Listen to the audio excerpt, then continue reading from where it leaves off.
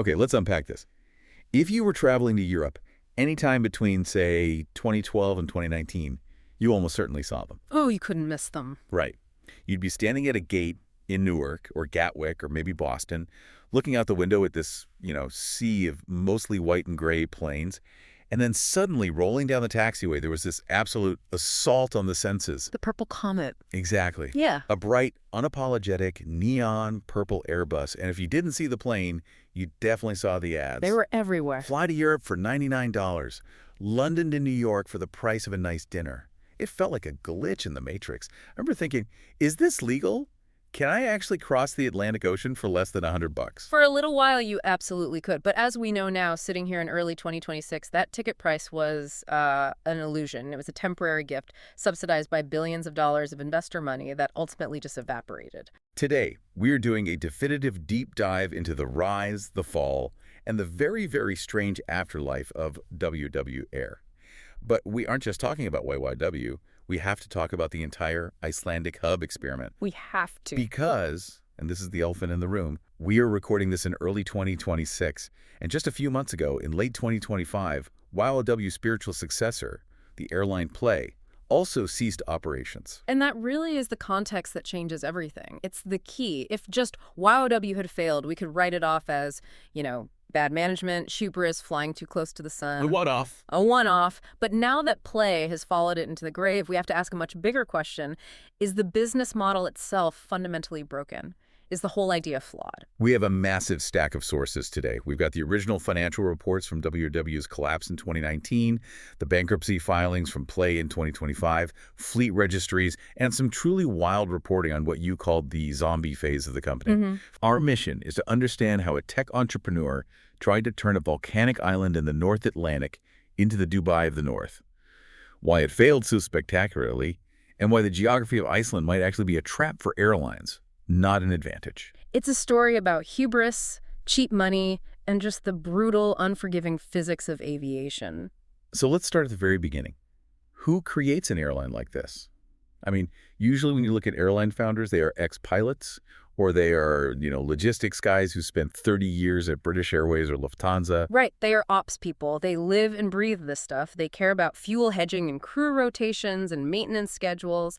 But the founder of WW Air, Skúli Mogensen, was none of that. He wasn't an airline guy at all. Not even close. Skúli was a quintessential tech entrepreneur. He made his fortune in telecoms and technology. He had had successful exits in Iceland, across Europe, and in North America. He was an investor. He looked at the world through the lens of Silicon Valley. Which is? Disrupt, scale fast, acquire users at any cost, and then, figure out the profitability later. That is a terrifying mindset to bring to aviation. In software, if you move fast and break things, you can just release a patch on Tuesday. Exactly. In aviation, if you break things, you have 4,000 people stranded in Reykjavik in the middle of a snowstorm. Precisely. The stakes are just fundamentally different. But that outsider perspective was also his superpower, at least initially. He founded WIW Air in November 2011 through his investment vehicle, a company called Titan. He was the sole owner, the CEO, and a board member. So he had total control. Total control. There was no board of grumpy old aviation veterans to tell him, no, that's insane, you can't do that. It was his vision, his money, his show. And what was that vision? I mean, obviously, Iceland is an island. People need to fly to get there. But he had much bigger plans than just ferrying tourists to the Blue Lagoon. He did. His vision was entirely based on geography. If you look at a globe, and it's important to look at a globe, not a flat map, and you draw a line from London to New York or Paris to Toronto, that line, the shortest possible route, goes almost directly over Iceland. It's the perfect stepping stone. The Great Circle Route. Right. And Mogensen wasn't the first person to notice this. We have to give a nod to Loftleiðir. The hippie airline. Yes. Back in the 1960s and 70s, Loftleiðir offered dirt-cheap flights across the Atlantic by stopping in Iceland. They flew these slow prop planes. It took forever, but it was affordable for students and backpackers. Mogensen essentially wanted to reboot the hippie express for the Instagram generation. They use this very specific phrase that I find fascinating. The Dubai of the North. That is a massive ambition. It is. I mean, think about what Dubai is. It's a global connector. Emirates Airlines connects Europe to Asia, Asia to Africa, Africa to the U.S. Billions of people live within a 4, 5, 6 hour flight of Dubai. Mogensen saw Keflavik Airport and wanted to turn it into that kind of indispensable connector for the Atlantic. But Dubai has a state-backed airline with what feels like infinite oil money, and they have perfect weather year-round. Iceland has. Puffins and volcanoes. Right, and some of the most volatile weather on the planet. Absolutely, but you have to remember the timing. This is 2011. Iceland had just gone through a horrific financial crisis in 2008. The currency, the krona, was in the toilet. Which made Iceland incredibly cheap for tourists. Incredibly cheap. And then the universe handed Iceland a gift. In 2010, you had the eruption of Eyjafjallajökull. The volcano that shut down all of European airspace for, what, a week? It shut down the airspace, but it also put Iceland on every TV screen in the world for weeks on end. It was the biggest free marketing campaign in history. Suddenly, everyone wanted to see this dramatic, volcanic, otherworldly land. Skúli Mogensen saw that wave of interest forming and decided he was going to build a surfboard to ride it. So he launches the brand, and the brand itself was loud. Wow. Wow. It was meant to signify the reaction he wanted people to have, both to the prices and to Iceland itself. But there's a great little design Easter egg in the logo if you take the letters WOW and you flip them upside down. It spells M-O-M? It spells M-O-M. And they actually leaned into that in their marketing. They were very clever about it. They started registering the tail numbers of their planes to spell out family words. Oh, that's right. I remember seeing those. TFMOM, TF Dad, TF Bureau, TF SIS, even TFJ. Really? Yeah, in support of Reykjavik Pride. It was all part of this quirky, friendly, accessible image. It was a signal. We are not a stuffy, boring legacy carrier. We're fun. So they launch in late 2011. Their first flight to Paris is in May 2012. And almost immediately, they go into acquisition mode. Right away. In October 2012, just a few months after their first flight, they bought Iceland Express. This was their main low-cost competitor in the Icelandic market.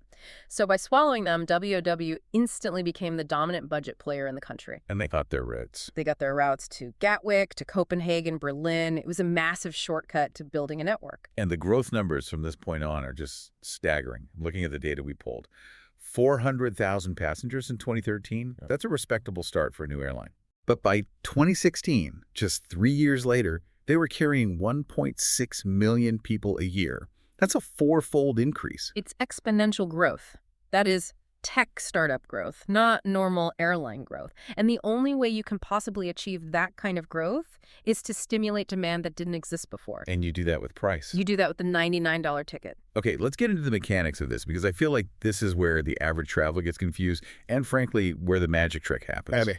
How does an airline actually sell a ticket for $99 and not go bankrupt immediately? Or were they just losing money on every single seat? Well, it's a mix of a few things. It's loss leaders, it's unbundling, and it's ancillary revenue. So first, the unbundling. Right. That $99 fare you saw advertised is for a seat, just the seat. It does not include a carry-on bag, not even a small one sometimes. It does not include a check bag. It does not include a meal. It does not include a bottle of water. It certainly doesn't include the ability to choose your seat. So by the time you add a suitcase and a sandwich, you're already paying, what, $300, $350? Exactly. And often, that $99 fare was only available one way, and only if you booked a return flight that was much, much more expensive. Or it was only available on a Tuesday in February. It was a marketing hook. A brilliant one, because it worked. It got you onto the website, it filled the planes, and you have to remember, an airline seat is the most perishable good in the world. Once that plane door closes and it pushes back from the gate, an empty seat is worth zero. Forever. So getting $99 is infinitely better than getting zero, provided you have enough other people on that plane paying full price to cover the fuel and the crew. So they're filling the planes to Europe with this model. But Skúli Mogensen wanted the Dubai model. He needed to connect to North America. The transatlantic leap. This was the big move. This happened in 2015. They started small with Boston and Baltimore. Those are shorter flights, easier to do with a narrow body plane. Right. But in 2016, they went big. They launched Los Angeles and San Francisco. And flying from Reykjavik to Los Angeles is a haul. That is a 9 or 10 hour flight. It is a very long flight. And to do that, they had to lease bigger planes. They brought in the Airbus A330-300. Okay, here's where it gets interesting technically, and maybe a little nerdy. Why does adding a new plane type matter so much? It matters immensely. I mean, this is the cardinal rule of low-cost carriers. If you look at the most successful ones, Southwest, Ryanair, Wizz Air, they are fanatical about simplicity. They fly one type of plane. Southwest flies only the Boeing 737. Wizz Air flies only the Airbus A320 family. Because then every pilot can fly every plane, every flight attendant is trained for every plane, and every mechanic has the same set of spare parts in the hangar. Exactly. It's all about commonality. It keeps your costs brutally low. When WOW Air leased those A330s, these big twin-aisle, wide-body jets, they broke that fundamental rule. Suddenly, they needed a separate pool of pilots trained and certified just for the A330. They needed a separate inventory of spare parts. They needed separate maintenance schedules and ground equipment. The complexity of the entire operation doubled overnight, but their back-office infrastructure didn't. And the utilization of the plane itself becomes a problem too, right? A huge problem. A wide-body plane is incredibly expensive to lease. I mean, you're talking hundreds of thousands of dollars a month per plane. To make money, that plane needs to be in the air 15, 16 hours a day, every day. Just constantly flying. But if your entire model is based on funneling people through a hub in Iceland, the schedule is very constrained. The flight from LA has to arrive in Keflavik in the morning in time for the connecting bank of flights to Europe. That means if the plane sits on the ground in Los Angeles for 8 hours waiting for the right departure slot, it's not making money. It's just burning cash. But Mogensen didn't stop at the West Coast. He looked even further. He looked east. And this is where the Dubai ambition really went off the rails. They decided to fly to India, to New Delhi. From Iceland. From Iceland. The idea being that you could fly from, say, San Francisco to New Delhi via Iceland. Which, if you look at a globe again, seems to make some sense. The line is pretty straight. It goes right over the pole. Geographically, it's elegant, but operationally, it is a complete nightmare. I mean, just think about the chain of events.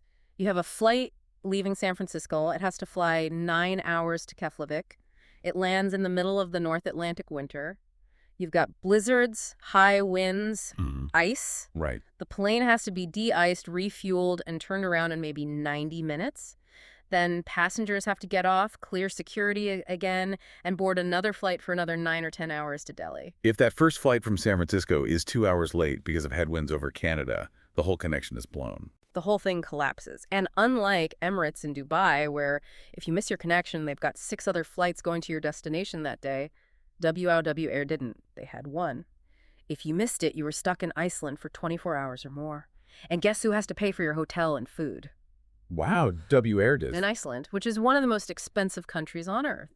So one delay, one small technical issue could wipe out the entire profit margin for that flight and probably the next 3 flights after it. It was a ridiculously high-risk, high-complexity strategy run on a shoestring budget. And they were doing all of this while constantly churning their fleet. They weren't just adding new types of planes, they were swapping them out. Right. They started with old, cheap-to-lease, 20-year-old A320s. But Skúli, with his tech background, wanted the newest, most efficient technology. So they started leasing brand-new A320neos and A321neos. Which are great planes. They're fantastic planes, incredibly fuel-efficient, quiet, longer range. But the monthly lease rates are astronomically higher than for a 15-year-old plane. So their fixed costs just exploded. They were hoping that insane growth would pay for it all. It's the Porsche problem. They bought the expensive high-performance Porsche before they had the steady, high-paying job to actually afford it. And they were trying to pay for the Porsche by using it as a long-haul taxi service to India. That is a very vivid image. So all of this brings us to 2017. The expansion is in full swing. The purple planes are absolutely everywhere. But behind the scenes, the financials are starting to look really, really scary. 2017 was the tipping point. If you look at their annual report for that year, their revenue increased by 58%, which on a chart looks amazing. Money is just pouring into the company. Right. But they swung from a healthy profit in 2016 to a significant loss in 2017. Profitless growth. Yeah. The classic tech bubble symptom. Exactly. They were bringing in more and more cash, but they were spending it even faster on those expensive leases, on fuel for the long-haul routes, and on just handling the operational chaos of their overextended network. This is also when the customer service reputation really started to tank. Oh, I remember the stories. I mean, they were all over social media. People stranded for days. No customer support line to call, just an email address that nobody ever answered. And that's because when you run that lean, you have no buffer. Legacy airlines have spare planes and spare crews on standby. WOW had nothing. If a plane went tech, had a mechanical failure in Los Angeles, there was no backup. You just had to wait until a part could be flown in and they could fix it. So enter 2018. The walls are clearly closing in. By late 2018, the situation was critical. The bond market was getting very nervous. They were having trouble raising more debt, and crucially, their suppliers were getting nervous. Explain why the suppliers matter so much in this equation. An airline runs on credit. It's fundamental. You buy jet fuel today, you pay the supplier in 30 days, you get ground handling services at an airport, you pay the bill later. But when suppliers smell fear, when they think you might be on the verge of bankruptcy, they change the terms. They demand cash up front. Exactly. No cash, no fuel. Pay us now or we won't load the bags. And that drains your liquidity, your available cash, almost instantly. It's a run on the bank, basically. So in November 2018, Skúli Mogensen sought a lifeline. He turned to his biggest rival, To the establishment, to Icelandair. the legacy carrier they had been trying to disrupt. On November 5, 2018, Icelandair announced they had agreed to buy WOW Air. And on paper, it made a lot of sense. You consolidate the market, you stop the brutal price war, you stabilize the Icelandic tourism economy. But the deal fell apart incredibly fast. It lasted less than a month. Icelandair entered the due diligence phase, which means their accountants and lawyers went into WIW's headquarters and opened the books. And what they saw in there must have absolutely terrified them. Do we know what they found specifically? We can infer it from what happened next. They likely found that the debt was much deeper than had been publicly reported. They probably found that the lease return conditions on the aircraft were very messy and expensive. And I bet they found that the forward bookings, the number of tickets sold for future flights, were dangerously soft. On November 29, Icelandair walked away. They put out a statement and basically said, "No thanks, we can't touch this." That really should have been the end of the story right there. But on the very same day that Icelandair walked, a white knight appeared. Indigo Partners? And this was a huge deal. A massive deal. For anyone who doesn't follow the business of aviation, Indigo Partners is the gold standard for ultra-low-cost carriers. This is Bill Frank's private equity firm. They own Frontier in the U.S., Wizz Air in Europe, Volaris in Mexico, JetSmart in South America. They are the absolute experts in making this model work profitably. So if anyone on Earth could fix WIW Air, it was them. You'd think so. But Indigo is ruthless. Their entire model is based on extreme efficiency and cost control. They looked at WIW and said, "This is a mess. We need to cut the fat immediately." So the downsizing began. It was brutal. WOW cut its staff by 360 people down to about 1,000. They had to shrink the fleet. They returned 4 aircraft to the lessors. Which ones? A mix of A320s and A330s. They canceled the orders for the brand new A330neos they were so excited about. They canceled the route to India. They canceled Los Angeles, San Francisco. They were desperately trying to shrink back to the 2015 version of the airline, just flying narrow-body planes to the U.S. East Coast and core European cities. They were chopping off limbs to try and save the body. And Indigo spent months looking at the deal. They proposed buying a 49% stake. Skúli Mogensen was fighting for his company's life here. At one point, he even put millions of his own personal money back into the company just to keep it afloat during the negotiations. But in March 2019, Indigo also pulled out. They did their due diligence and decided the hole was just too deep to climb out of. Even the best turnaround artists in the world looked at the numbers and couldn't see a clear path to profitability. That is the death knell. I mean, when the experts in your specific niche business model say it's unfixable, then it's unfixable. It is.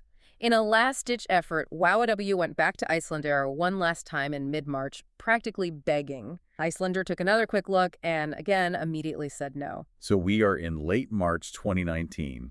The money is gone. The investors are gone. And the planes are about to go. This brings us to the final chaotic collapse. I think people often think of corporate bankruptcy as, a paperwork thing that happens in a courtroom. But in aviation, it's a very physical, very dramatic event. It really is. It's all about repossession. And you have to understand, airlines generally don't own their planes. They lease them from giant leasing companies like AirCap or GFEs. It's just like renting an apartment. If you stop paying your rent, the landlord comes and changes the locks. And that's what happened on March 24th and 25th. Yes. A WOW airplane that had landed in Montreal was grounded. Another one in Cuba was prevented from taking off. Not because they were broken, but because The lessors, the owners of the planes, sent a legal order to the airport authorities. Do not let this plane take off. It's our property and the lease is in default. And WOW put out a press release blaming technical failures. Which was, to be blunt, a lie. It was a financial failure. The pilots were ready to fly, the plane was perfectly fine, but it had been seized. They tried one last desperate maneuver, the bondholder pivot. What was that? It was a Hail Mary pass. They went to the people who held their corporate debt, the bondholders, and tried to convince them to convert that debt into equity in the company. Basically saying, look, you can either let us die and you'll get 0 cents on the dollar, or you can become the new owners of the airline and maybe, just maybe, we survive. It didn't work. It was far too little, far too late. The morning of March 28, 2019, the email went out. The website was updated. WOW Air has ceased operations. All flights are canceled, effective immediately. I want to talk about the scene at the airports that day. Because this wasn't an orderly wind down like when an airline announces it's shutting down in a month. This was a sudden death. It was absolute chaos. Thousands of passengers stranded in Gatwick, in Newark, in Keflavik, in Paris. People showing up for their honeymoon, for family reunions, for business trips, only to find out their ticket was a worthless piece of paper. There is one story that always sticks with me from that day. The pizza story. It's the most heartbreaking human detail of the whole saga. In one of the terminals, I believe it was Newark or maybe Boston, the WOW Airgate agents, the ground staff, they knew it was over. They'd gotten the internal memo. They knew they were about to be unemployed. Right. But there were hundreds of angry, confused, scared passengers waiting to board a flight that was never going to leave. So what did they do? They ordered pizza, maybe with their own money or with the last of the station's petty cash. We don't know. They started handing out slices of pizza to all the stranded passengers. They fed them. And then, after everyone had eaten, they got on the PA system and announced that the airline no longer existed and everyone had to go home. That is just... It's such an incredible moment of grace under pressure. It reminds you that while Skúli Mogensen was playing this high-stakes game with billions of dollars, there were real people on the ground just trying to do their jobs and be decent to each other. Absolutely. And the fallout wasn't just for the passengers and the staff. We have to talk about the economic blast radius this caused in Iceland itself. Because WOW wasn't just another company. It was a macroeconomic engine for the entire country. It was huge. At its peak, WOW Air was carrying more than 25% of all visitors to Iceland. Think about that for a second. 1/4 of the entire tourism industry depended on those purple planes landing at Keflavik. So when they stopped flying, the main tap for tourists just turned off overnight. Instantly. The official statistics are stark. Tourist visits to Iceland dropped 16% overall in the year that followed. Visits from the U.S., which was WOW's biggest market, dropped by 20%.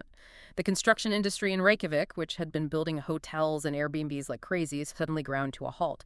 Unemployment rose. The Icelandic krona lost value against the euro and the dollar. It was a classic, painful case of putting all your economic eggs in one very volatile purple basket. You'd think that would be the end of the story. The airline died a spectacular death. The economy took a massive hit. Lesson learned, move on. You would think, but WOW Air refused to stay dead. It entered what I call the zombie phase. This part of the story is just genuinely bizarre. In late 2019, a few months after the bankruptcy, a press release comes out of nowhere. WOW is back. Enter U.S. Aerospace Associates, a U.S. holding company led by a woman named Michelle Roosevelt Edwards. They bought the assets of WOW Air from the bankruptcy estate. When you say assets, what does that even mean? Did they buy the planes? No, absolutely not. The planes were long gone, back to the lessors who had already repainted them and leased them out to other airlines. They bought the brand name, the logo, the uniforms, maybe some old computers, and spare beverage carts from a warehouse. They bought the ghost of the airline. But Michelle Roosevelt Edwards started making some incredibly bold claims. Oh, yeah. She held a press conference in Reykjavik where she claimed they would launch flights from Washington Dulles Airport to Iceland in October 2019. Which was like a month away. A month away. So journalists naturally called the officials at Dulles Airport, and the airport officials said, "We have no record of this. No one has applied for a landing slot. We have no contract. We don't know who these people are." Lefts. That is a very bad sign. A very bad sign. So then she pivoted. She said, okay, we're going to start with cargo first. We're going to fly fresh Icelandic fish to restaurants in America. Did they fly any fish? Not a single cod. Then came the Wow Italy announcement. She claimed they were setting up a new European base in Rome, or maybe Sicily. She even gave an interview to Ravi, the Icelandic national broadcaster, where she claimed they had 10 Airbus A321s ready to go and that 2 were already painted in the new WOW livery. And Rav, being good journalists, tried to verify this. They did. They tracked the aircraft registration numbers she hinted at. The planes didn't exist. Or, rather, they belonged to completely different airlines and were flying routes in Asia. She also claimed to own a massive controlling stake in their rival, Icelandair, which was easily disproven by just looking at the public shareholder registry. So it was a ghost airline. It was all smoke and mirror. It was pure vaporware. Eventually, her own lawyer in Iceland publicly quit, telling the press that the headquarters was moving out of the country and there were no staff left. The whole thing just evaporated into a cloud of strange, unfulfilled press releases. But while this zombie WOW was grabbing all the headlines, the actual people who used to run WOW, the operations guys, the network planners, the finance people, were quietly meeting in coffee shops in Reykjavik. They were, and they looked at the spectacular failure of WOW and they thought, the core idea wasn't wrong. The execution was wrong. The hubris was wrong. If we do it again, but do it strictly, do it by the book without the insane expansion, it will work. And so they founded a new airline. Originally, and you have to love this, it was called WB Air. We are back! A little on the nose, maybe, but they quickly rebranded it to Play. Play. They raised money, they got certified, and they launched in June 2021, right as the world was cautiously starting to travel again after COVID. And for a few years, it really looked like they'd cracked the code. Yeah. I remember seeing their planes bright red this time, not purple. A very different vibe. They were incredibly disciplined. They flew only the Airbus A320neo and A321neo, a single, efficient fleet type. They didn't buy any wide bodies. They didn't fly to India or the West Coast. They stuck to the core, original mission, to connect the U.S. East Coast to core European cities via Iceland. They grew steadily, not exponentially. They seemed to be the sane version of Girl IW Air. That's the perfect way to put it, but we are recording this in February of 2026. And we have to update the history books. Because Play has gone too? According to the public bankruptcy filings, Play ceased all operations on September 30, 2025. Just 5 months ago. Citing insurmountable financial difficulties. They ran out of cash, just like WOW did. So this is the core of it. We have 2 major failures in less than a decade. WOW failed in 2019. Play failed in 2025. Both tried to do the exact same thing. Both burned through hundreds of millions of dollars of investor money. And this brings us to the core question of this entire deep dive. Why? If Play fixed all the obvious mistakes, if they didn't expand too fast, if they didn't buy the wrong planes, if they were run by seasoned professionals, why did they still die? Is it possible that the hub in the north model just fundamentally doesn't work in the 2020s? I think the answer lies in how aviation technology has changed in just the last 5 or 6 years. We have to talk about a very specific airplane, the Airbus A321 XLR. The extra long range. Exactly. When WOW started in 2012, if you wanted to fly from a secondary city in Europe to a secondary city in the US, say from Hamburg to Baltimore, from Lyon to Boston, you couldn't do it directly with a small, efficient plane. The narrow-body planes just didn't have the range. So stopping in Iceland was a geographic necessity. It was the only way to do it cheaply. WOW's entire business model was built on that technological limitation. They were the bridge. Now, the A321 XLR allows airlines like JetBlue, Aer Lingus, American, United, all of them, to fly those exact same routes directly, nonstop. You can put a small, fuel-efficient, narrow-body plane on a transatlantic route and just skip the stop in the middle. So the bridge that Iceland provided is no longer needed. The planes can just fly right over it. The bridge is obsolete. Why would a passenger choose to stop in Keflavik at 5 in the morning, drag their tired kids through customs, wait 2 hours in a crowded terminal, and get on another plane when they can fly direct for maybe $50 or $100 more? The stopover becomes a bug, not a feature. At the same time, the legacy carriers, Delta, United, British Airways, got much, much better at competing on price. They all introduced their own basic economy fares to fight the low-cost carriers. So the price gap between WOW or Play and a legacy carrier shrank, but the convenience gap remained enormous. That is a fascinating irony. The same technological progress that allowed WOW to exist in the first place, these super-efficient twin-engine jets, eventually evolved to the point where it made their Iceland hub model completely obsolete. The bridge got too long, and the planes got too good. Iceland went from being a necessary stepping stone to just being a detour. So Skúli Mogensen's dream of creating the Dubai of the North, Yeah, it was always doomed by physics and engineering advances. I think so. You see, Dubai works because it connects huge markets that cannot be flown directly easily, like London to Sydney until very recently, or Beijing to Johannesburg. It sits at a true global crossroads of billions and billions of people.